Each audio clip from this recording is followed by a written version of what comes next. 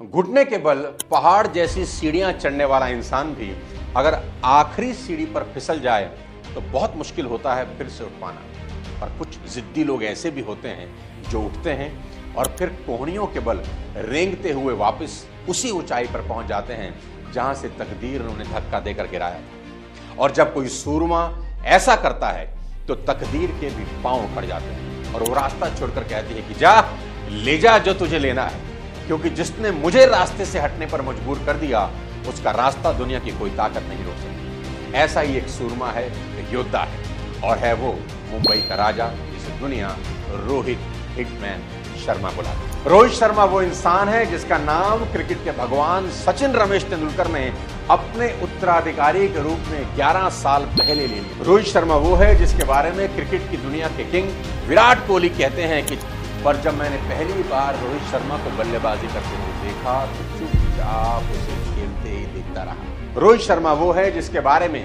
Matthew Hayden ने एक बार कहा था कि रोहित शर्मा वो बैट्समैन है जिसे खेलते देखने के लिए मैं पैसे दे सकता हूं। और रोहित शर्मा वो भी हैं जिसने वनडे में 4 साल के अंदर 3 दोहरे शतक मारे, जबकि पहला दोहरा शतक लगने में लगभग 40 बरस लग गए। पर रोहित शर्मा से रोहित हिटमैन शर्मा बनने का सफर एक दिन का नहीं, सालों की तपस्या का फल है रोहित शर्मा। और तपस्या का असली फल मिला 29 जून की उस रात को जब इंडिया ने साउथ अफ्रीका को हराकर T20 वर्ल्ड कप अपनी झोली में रख लिया। रोहित शर्मा जमीन पर सर रखकर अपने हाथ को जमीन पर ऐसे मार रहे थे मानो वो खेल के मैदान से ये कह रहे हो कि मैंने कहा था ना मैं वापस आऊंगा, देख मैं वापस आया और वो लेकर जा रहा हूं जिस पर सदैव मेरा ही अधिकार था।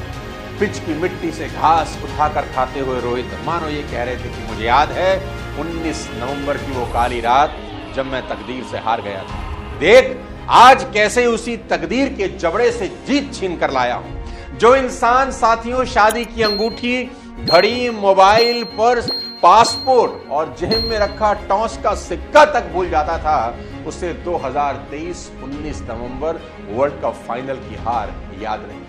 उस फाइनल की हार ने उसे ऐसा जख्म दिया और वो इसे तब तक नहीं भूल सका जब तक ऑस्ट्रेलिया को उसी तरह हराकर वर्ल्ड कप से बाहर नहीं कर। जीत के बाद रोहित शर्मा देश का तिरंगा झंडा लेकर मैदान में उतरे और जय शाह का वो वादा पूरा किया जो उन्होंने रोहित पर भरोसा करके देशवासियों से किया था कि रोहित शर्मा की कप्तानी में हम 29 जून को बारबाडोस में झंडा गाड़ने वाले हैं। और रोहित शर्मा ने 29 जून को बारबाडोस में झंडा गाड़ दिया।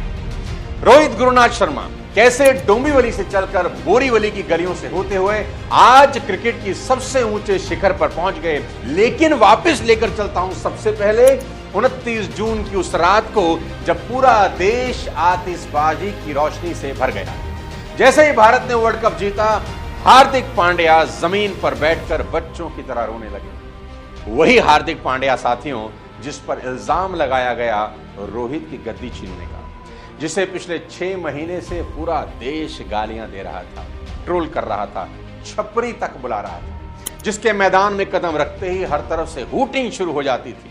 लेकिन वो तब नहीं रोया पर आज रो रहा था ये खुशी के आंसू। आज वो पूरे देश का हीरो बन चुका था। उसके आंखों से आंसू तब निकले जब उस रोहित शर्मा ने उसे गले लगा लिया और चूम लिया। जिस रोहित शर्मा की पीठ में छुरा घोंपने का इल्जाम देकर दुनिया उसे 6 महीने से गद्दार बुला रही थी, आज रोहित शर्मा की नजर में हार्दिक पांड्या महान बन चुके। मैदान के एक तरफ वो बुमराह अपने घुटनों पर बैठा हुआ था जिसे दुनिया ने वर्ल्ड के बेस्ट फास्ट बॉलर का ताज पहना रखा था। और एक दाग बुमराह के माथे पर भी था कि बेस्ट बॉलर होने का फायदा ही क्या अगर अपनी टीम को कभी ना जिता पाए। बुमराह को भी शायद वो वक्त याद आ रहा था जब चैंपियंस ट्रॉफी 2017 के फाइनल में पाकिस्तान के खिलाफ एक नो बॉल की वजह से उसके ही देश के लोगों ने उसका मजाक बना दिया। यहां तक कि जयपुर की ट्रैफिक पुलिस ने बुमराह को ट्रोल करने वाले होर्डिंग्स पूरे शहर में लगा दिए। आज उसी बुमराह ने अपने ताज की सही कीमत अदा कर दी। साथियों T20 वर्ल्ड कप में बुमराह की इकोनॉमी इतनी थी जितनी 90 के दशक में गेंदबाज वनडे में भी दर्ज नहीं करा पाते थे। द्रविड़ के चेहरे पर चमक साफ झलक रही थी क्योंकि 39 साल के क्रिकेट के सफर की थकान आज पूरी तरह से उतर गई। जब पूरे करियर में ट्रॉफी छूने के लिए तरसने वाले इंसान की झोली में उसके शिष्यों ने वर्ल्ड कप डाल दिया। वो वेस्ट इंडीज का ही मैदान था साथियों, जहां 2007 के वर्ल्ड कप में द्रविड़ की जिंदगी भर की कमाई हुई इज्जत मिट्टी में मिल गई। यही वो देश था जहां से लौटने पर 17 साल पहले राहुल द्रविड़ के पुतले तक फूके गए। फाइनल जीतने के बाद जब द्रविड़ ट्रॉफी पकड़ते ही किसी शेर की तरह दहाड़े, तो उस दहाड़ में 17 सालों के अपमान के अंत का उद्घोष था। अब देखिए विराट कोहली के चेहरे पर भी आंसुओं से भीगा हुआ जीत का सुकून था। फाइनल में मिले प्लेयर ऑफ द मैच की ट्रॉफी कोहली अपने तीनों वर्ल्ड कप की प्लेयर ऑफ टूर्नामेंट की ट्रॉफी से हमेशा ऊपर रखते। ये फाइनल की ट्रॉफी कोहली को याद दिलाती रहेगी कि किस तरह उन्होंने भी अपने माथे का कलंक अपने हाथों से मिटा दिया। मैदान के कोने में ऋषभ पंत इमोशंस में डूबे हुए थे। वही ऋषभ पंत साथियों जिसे 14 महीने पहले डॉक्टर ने बताया था कि तुम्हें मैदान में लौटने में कम से कम 2.5 साल लग जाएंगे, क्योंकि एक भयानक एक्सीडेंट से ऋषभ पंत गुजरे।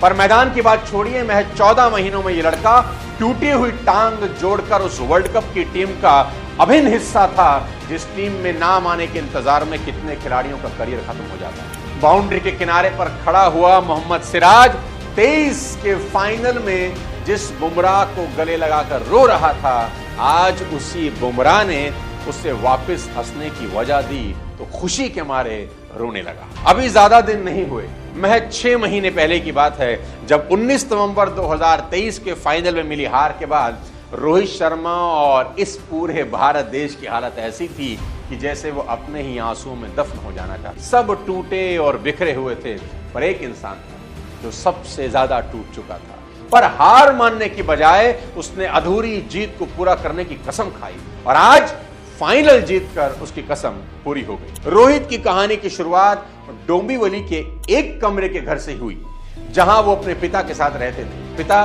गुरुनाथ शर्मा की तनख्वाह बहुत कम थी। जब गुजारा मुश्किल होने लगा तो दिल पर पत्थर रखकर शर्मा जी ने अपने कलेजे के टुकड़े रोहित को बोरीवली में उसके चचा और दादा के पास रहने के लिए भेज दिया। एक ही शहर में रहने के बावजूद माँ बाप से मिलने के लिए रोहित को वीकेंड का इंतजार करना पड़ता। बोरीवली की गली क्रिकेट में रोहित ने जाते ही अपनी धाक जमा दी। नतीजा ये हुआ कि दूसरी टीम के कप्तान रोहित शर्मा को अपनी टीम से खेलने के लिए 10 रुपया 20 रुपए देकर बुलाते थे। पूरी बोरीवली को लगता था कि ये लड़का अगर आगे गया तो बहुत कुछ हासिल करेगा।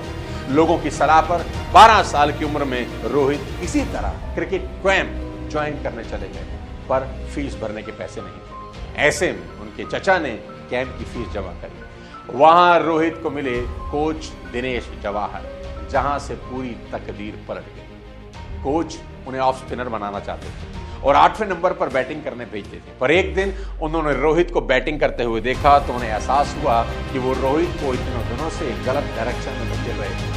अगले मैच में उन्होंने रोहित से कहा, बेटा ओपनिंग करेंगे आज आप। कोच का कॉन्फिडेंस मिलने की देर थी और रोहित ने ओपनिंग करते हुए एक तेज तर्रार शतक जड़ दिया और इसके बाद जो हुआ वो इतिहास में